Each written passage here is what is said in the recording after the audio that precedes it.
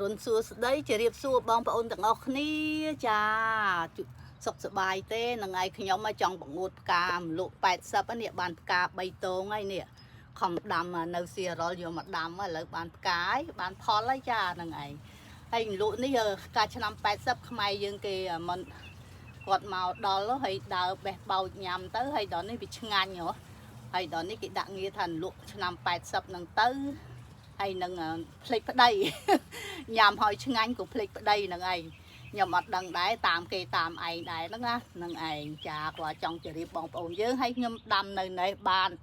មកគុំធំហើយនៅផ្លូរីដាចាហ្នឹងយកគ្រាប់ពីនៅសៀរ៉ុលយើងបានតោនស្តេតយកមកដាំឥឡូវបានផ្កាហើយចាបានផ្កា3តងហើយនឹងនេះចានឹងឯងនេះគេវាខ្ញុំដាំតាមប្រឡោះ Sender Block ចានឹងឯងនេះគេពងរបស់ត្រួយដែរតើអត់ទាន់ហ៊ានបេះទេបងប្អូនចានឹងឯងនេះនេះមកតងទៀតមកផ្កាទៀតនេះចានឹងឯងបាន3ផ្កានឹងឯងនេះចាហើយតងគេបោះលវយនេះ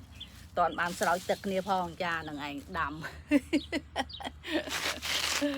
អូយថតចែកជូនបងប្អូនយើងមើលចានឹងឯងនេះផ្កាគេ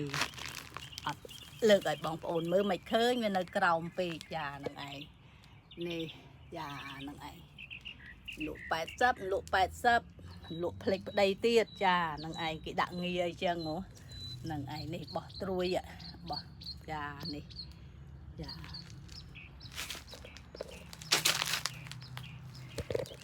នេះទៀបពេកមើលអត់ចង់ឃើញចានឹងឯងនឹងឯងហើយចង់ចែកជូនបងប្អូនយើងមើលផ្កាស្រស់ស្អាតចានឹងឯងនេះថតទាំងព្រឹកបានផ្កាសบายចិត្តបងប្អូនអើយនេះសบายចិត្តយើងក៏រីករាយតាមនឹងអាយុយើងក៏តាមនឹងដែរបងប្អូននេះបានផ្កាស្អាតចានឹងឯងនេះនៅក្នុងគុំផ្កាយចានឹងឯងនេះអូស្អាតណាស់បងប្អូនអើយនេះចានេះ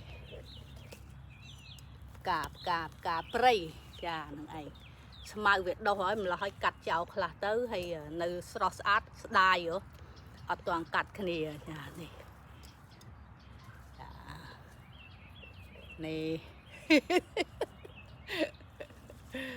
អូយស្អាតណាស់បងប្អូនចានឹងឯងចាំងថ្ងៃនេះអត់ចាំងអត់ចាំងដែរកុងថ្ងៃនឹងឯងអូយស្អាតបងប្អូនស្អាតហ្នឹងហើយដល់ស្អាតចង់ឈប់ថតទៀតណានៅវីដេអូទៀតណាបងប្អូននេះស្អាតមែនទែនចាហ្នឹងឯងនេះ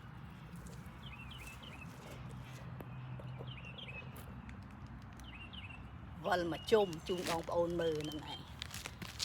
ហេជូនពរសុខសប្បាយទាំងអស់គ្នាបងប្អូនចាហ្នឹងឯងនេះ